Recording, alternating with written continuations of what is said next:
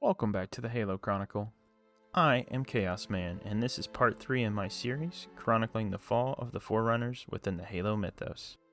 If you've not seen parts 1 and 2, links for those videos can be found in the description below. In the previous video, we discussed humanity's rise to power in the Milky Way, their discovery of the Flood, and the beginning of their conflict with the Forerunners. Today we're going to talk about the Forerunner-Human War. This is one of the bloodiest and most brutal conflicts in the history of the Milky Way.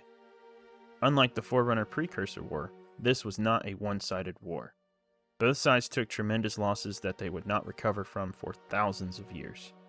One species has not recovered to this day. With that being said, let's jump into it. The Forerunner Council would hear cases presented by the leaders of each major Forerunner rate. This would include the Didact, who led the Warrior Servant rate, the Master Builder, who led the Builder rate, and the Librarian, who led the Life Worker rate. The Didact and Librarian were married during this time. All three agreed that war would be needed to quell this incursion, but the Librarian presented a different perspective. The Librarian called for war with restraint. She believed that humanity would not start this war without good cause, as they lived in peace with the Forerunners for nearly 10 million years. The Didact and Master Builder did not share this perspective. They believed that humanity was a prideful, arrogant species that was seeking to take the mantle of responsibility for themselves. After much debate, the Forerunner Council ruled in favor of the Didact and Master Builder. The Forerunners declared an all-out war against the human-Sanchayum alliance. As he was the leader of the Warrior Servant caste of Forerunners, the Didact was put in charge of all military operations against the human-Sanchayum alliance. The Didact chose to incorporate an ingenious strategy called star hopping to cut through the human-Sanchayum forces. This strategy called for the Forerunners to only attack places of strategic human importance. Due to flood incursions into human territory, the Didact strategy was very successful at the start of the war and allowed the Forerunners to cut through human defenses with relative ease. Humanity was forced to retreat to the core of their empire. As a result of their early failures, humanity appoints a new leader. Forthensho, Lord of Admirals, was placed in charge of humanity's military operations. During this time, human scouts found another strange object on the outskirts of the galaxy. This object was a stasis capsule of neurophysical design. The humans detected a dormant, ancient consciousness inside the stasis capsule. The capsule was transported to Traromha Core for further study. In their studies, the human researchers found a way to tap into the neurophysical architecture of the capsule. They could not free the consciousness inside, but they did devise a way to communicate with it. They would call the being trapped inside the stasis capsule the Primordial. The researchers would begin to ask the Primordial a series of questions to gauge what the creature was and where it came from. Most of the answers it gave the researchers were unintelligible until they asked the Primordial about the Flood.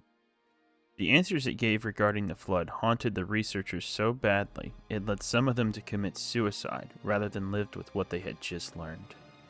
Following humanity's encounter with the Primordial and the appointment of humanity's new leader, the strength of the human forces redoubled. Flood incursions into human territory were halted, and the Flood itself seemed to be melting away from human-controlled space. It was like the Flood knew humanity was on the brink of a catastrophic defeat, and rather than push forward to deliver the final blow, it chose to retreat. Humanity was able to then focus their efforts on fighting the Forerunners. The last years of this war were truly brutal. With humanity's forces strengthened, all Forerunner incursions turned into lengthy, costly affairs. During these battles, all of the Didact's children who had joined the Warrior Servant rate were killed in battles with humanity. This caused the Didact to grow great resentment and anger towards humanity. Using this anger as fuel, the Didact's forces finally pushed through the core of humanity and forced them to retreat to their capital world of Traromha Core. What ensued was a 50-year-long siege in which the Didact's forces brutally and efficiently attacked the human capital world. The Didact cut off Traromha Core from the rest of humanity's forces. The human forces began to wear down. Sensing a defeat may be imminent, the Sanchayum struck a bargain with the Forerunners and betrayed humanity. They opened a vulnerability in the human defense, allowing the Forerunners to finally breach their lines. Within 1 hour, humanity was forced to surrender. And with that, the Forerunner-human war came to an abrupt end. Forerunners would capture the remaining humans and Sanshayum living on Jerome Hakor, including humanity's leader, Forthencho. During their inspection of the planet, the Didact found this mysterious stasis pod. Using a human device to tap into the stasis pod, the Didact had a conversation with the Primordial. The Didact would keep the details of this conversation hidden for the next 10,000 years. Following humanity's devastating defeat at Jerome Hakor, the Forerunners discovered the existence of the Flood. This completely baffled them, as they could not believe humanity was able to survive, nonetheless outlast the parasite.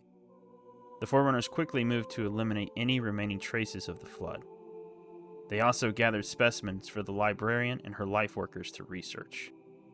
What the librarian discovered sent the Forerunners into a greater state of shock. They found that the Flood was so aggressive and contagious it should have easily overwhelmed the galaxy within a few hundred years, yet it didn't. After seeing humanity had somehow found a way to survive the parasite, they formed one major conclusion. Humanity must have found a cure for the Flood. This idea of a cure would cause chaos in the Forerunner political realm until their eventual collapse. This is going to conclude part 3 in this series. I hope you guys enjoyed today's video. If you did, please don't forget to like, share, and subscribe for future content. I plan to deliver the next part in this series next week. Until then, thanks for watching, and I'll see you next time.